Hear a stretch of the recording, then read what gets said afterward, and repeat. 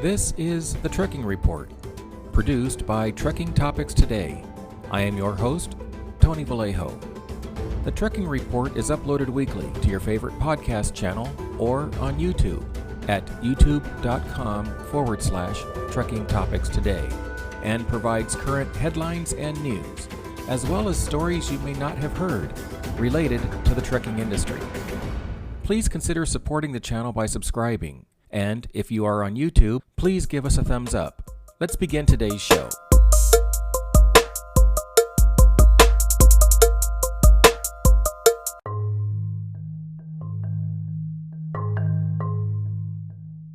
Headline: FMCSA denies CVSA's personal conveyance petition.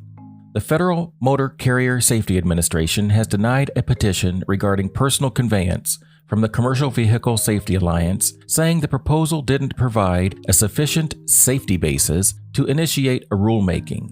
After FMCSA announced its hours of service changes in May, CVSA petitioned the agency to update the definition of personal conveyance and to include a mileage limit.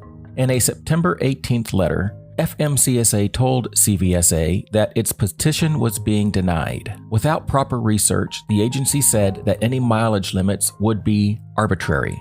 CVSA's petition called into question the FMCSA's regulatory guidance concerning drivers' use of a commercial motor vehicle for personal conveyance, saying it does not provide sufficient precision for enforcement officials for motor carriers. In addition, CVSA said a driver could drive hundreds of miles over the course of several hours, all designed as personal conveyance.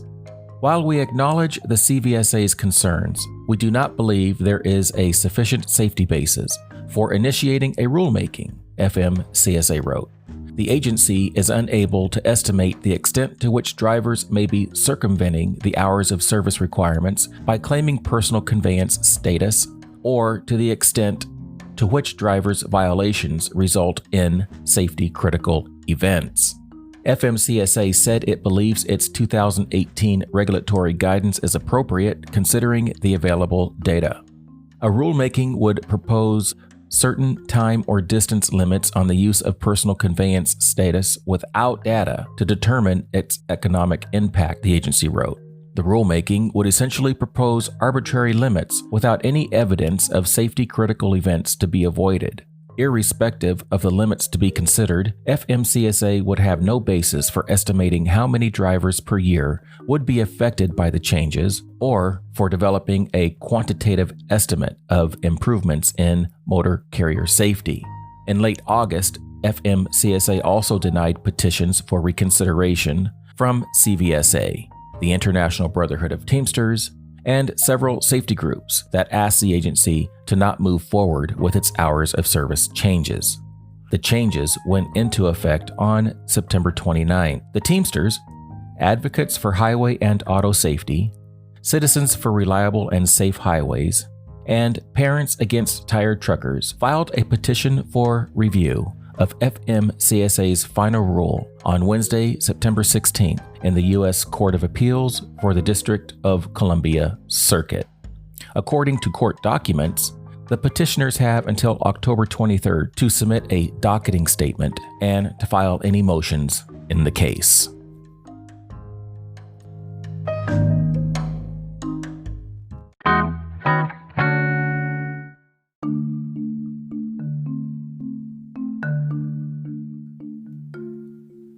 Headline: NHTSA, no change in fatal crash stats for large trucks.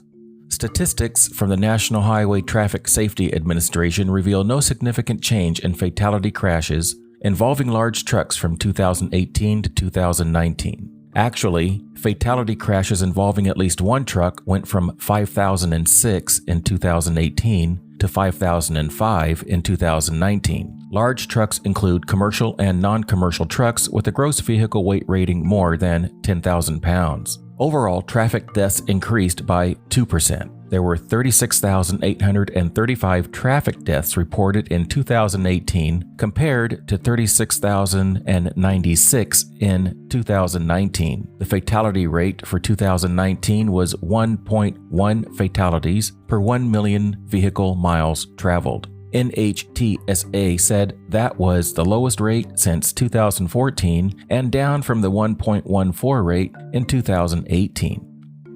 NHTSA also released preliminary fatality estimates for the first half of 2020. The preliminary stats indicate that 8,870 people died in motor vehicle traffic crashes in the second quarter of 2020, which was 3.3% decrease compared to the second quarter of 2019. Of course, it should be noted that the second quarter was during the height of the COVID-19 public health emergency, when stay-at-home orders were in effect all over the nation.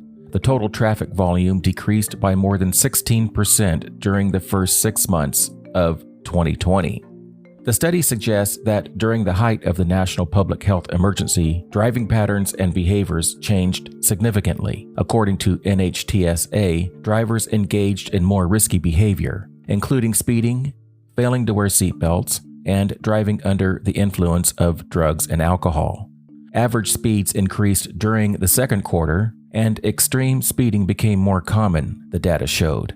Road safety is always our top priority, and while we are encouraged by today's reports showing a continued decline in total fatalities in 2019 and into the first half of 2020, we are concerned by the trend in April showing an increased fatality rate, said James Owens, NHTSA's Deputy Administrator.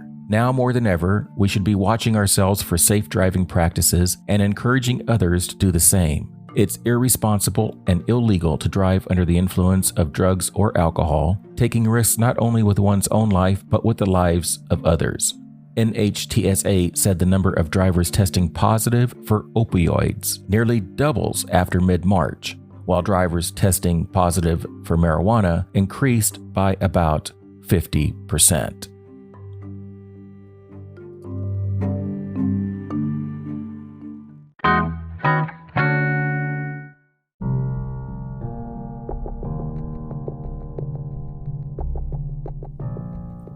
Headline: Truckers will be stopped to hear about dangerous Colorado Pass. If your driving takes you on US 160 and through Wolf Creek Pass in the San Juan Mountains, don't be surprised if you get stopped by nice folks from the Colorado State Patrol and the Colorado Department of Transportation. Even if you're doing nothing wrong, you may very well be stopped. Throughout this month, the troopers and CDOT are stopping truckers to educate them on the difficulties and potential dangers of traversing the 8-mile-long descent. The stops at the summit of Wolf Creek Pass are intended to educate truckers about the dangers of Wolf Creek Pass, inform them of the locations of tight turns, and educate them about the importance of downshifting and maintaining a slow speed on the pass's west side. According to CDOT, there were 47 truck wrecks on Wolf Creek Pass between 2015 to 2019. 3 drivers died in these crashes. CDOT has maintained an educational campaign called Beware the Wolf to arm truckers with what to expect and how to deal with this stretch of highway in the San Juan Mountains in southwest Colorado. CDOT says most of the crashes on Wolf Creek Pass occurred at the switchback curve near the Wolf Creek Scenic Lookout area as a result of drivers going too fast and often losing their brakes. According to the agency, truckers traversing Wolf Creek Pass should check their brakes before descending the pass, maintain a low speed in low gear, and use flashers to warn other vehicles of your speed. Do not ride the truck's brakes. This will cause overheating and possible loss of the brake system. Consider using the truck's jake brake to help control the speed of a heavy truck. However, the best practice is to remain in low gear to avoid overheating. And keep brakes cool by pulling into brake stations or onto the shoulder of the road if they can locate a safe spot.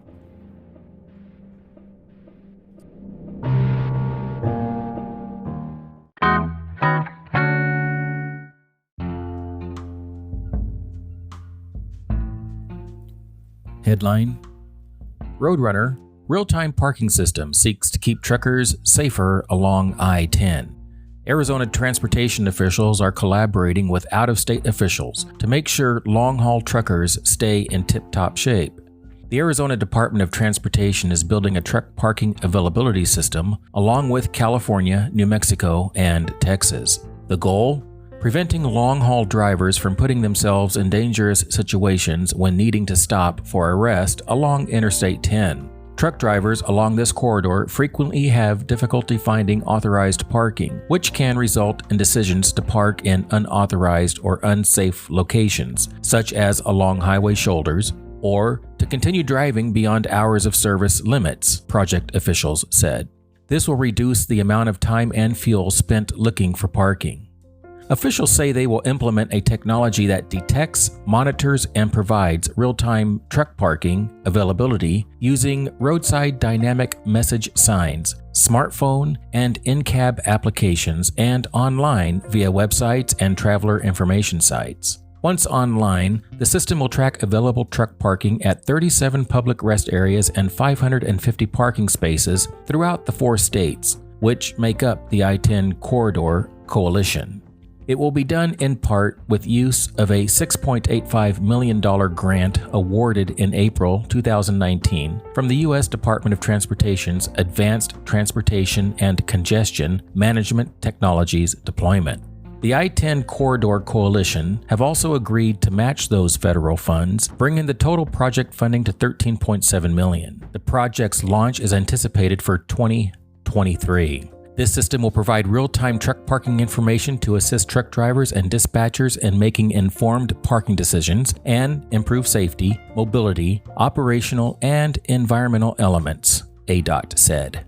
Included in Arizona's officials' efforts is input from trucking industry advocates, such as the Arizona Trucking Association, to determine best practices and find features that will be beneficial for drivers, all the way down to the design of the sign, said Tony Bradley, the organization's president and CEO. He said the organization has been working for the past 2 years with ADOT to address truck parking issues and determine the system's most beneficial elements. One of the questions is, how close to the facility do you notify people of truck parking spots? Obviously, as people are driving from point A to point B, they're trying to plan where they can take a rest, Bradley said. Really, it's what information will allow that driver to determine whether they should pull off at the next rest area or the next rest area. Some of it's just spacing of when the notification happens. In addition to those spatial notifications for drivers, the Corridor Coalition will determine the key information dispersed to truckers to ensure they have the best chance of obtaining a spot to rest. Another feature is determining whether or not to actually list the number of spaces available, because obviously that changes in real time, or if you simply do an almost full notification versus 2 spots left, because there's a very real chance that a driver may see 2 spots left and by the time they get to the facility, the 2 spots are full, Bradley said. Ahead of any final decisions, the coalition is asking for stakeholders' input through a survey running until October 30th. Interested members should visit i10connects.com/participate. We are encouraged by the progress, said Bradley, about the project. We like the fact that it is a multi-state collaboration. It involves a heavily trafficked corridor, so we're looking at a holistic approach as opposed to a patchwork approach.